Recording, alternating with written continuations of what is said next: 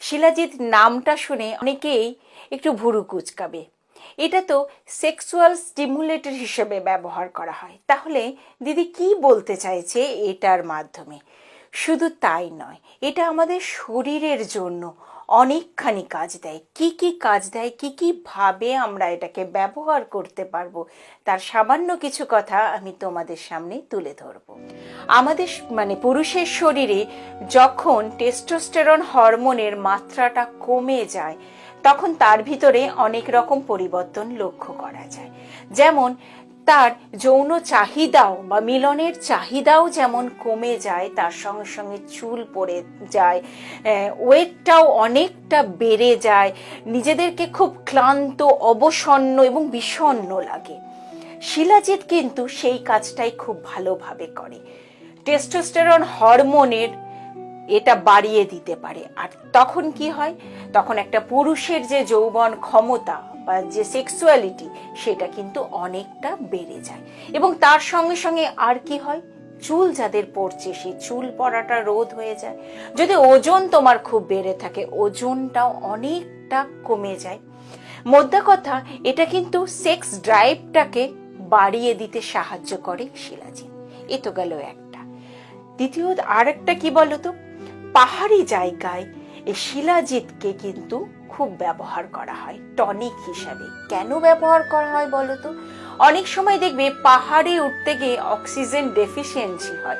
যারা পাহাড়ে নিয়মিত ওঠে তাদের ক্ষেত্রে হয়তো এটা আস্তে আস্তে সয়ে যায়, কিন্তু যারা নতুন উঠছে বা যারা শুরু করছে তাদের মধ্যে সমস্যা দেখা যায়।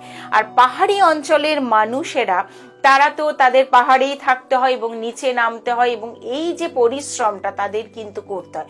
তাদের জন্য এই শিলাজিৎ, এবং অনেকেই এরকম আছে যে শিলাজিৎ ব্যবহার করে, তারা টনিক হিসেবেই ব্যবহার করে।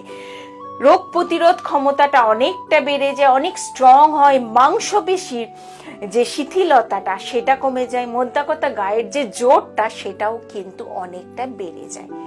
আবার যারা আয়রন ডেফিসিয়েন্সি অ্যানিমিয়াতে ভুগছো, তাদের ক্ষেত্রেও কিন্তু শিলাজিৎ খুব ভালোভাবে কাজ দেয়।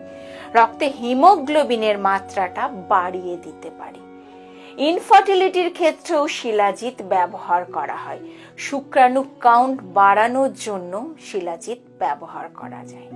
আবার অনেকেই আছে ভীষণ ক্লান্তিতে ভোগে, সবসময় ঘুম ঘুম ভাব, ইনসোমিয়ায় ঘুম হয় না রাত্রিবেলায়, এই সমস্যায় ভুগছো, তাদের ক্ষেত্রে কিন্তু শিলাজিৎটা দারুণভাবে কাজ দেয়। শিলাজিৎ আজকে খাচ্ছ মানে কালকে রেজাল্ট পেয়ে যাবে, সেটা কিন্তু একদম নয়।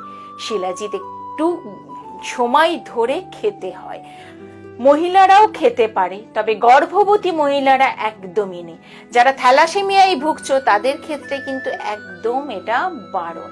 আবার যাদের গেটে বাতের সমস্যা আছে তারাও কিন্তু একদম খাবে না। পাওয়া যায় অনেকে এটা তেলের মতো করেও খায়, তখন জলের মধ্যে হয়তো এক গ্লাস জলের মধ্যে 1-2 ফোঁটা খেয়ে নিল, বা দুধের সঙ্গে মিশিয়ে কেউ কেউ খায়, সেক্ষেত্রে 1 থেকে 3 ফোঁটা মতো খাওয়া যায়। শিলাজিৎ শুধুমাত্র যে আমাদের যৌবন ক্ষমতা বৃদ্ধি করতে সাহায্য করে তা নয়, আমাদের শরীরের আরো অনেক রকম সমস্যাকে কন্ট্রোল করতে পারে। তবে খেতে হবে সেটা নিয়ম মেনে এবং অনেক আগে থেকে।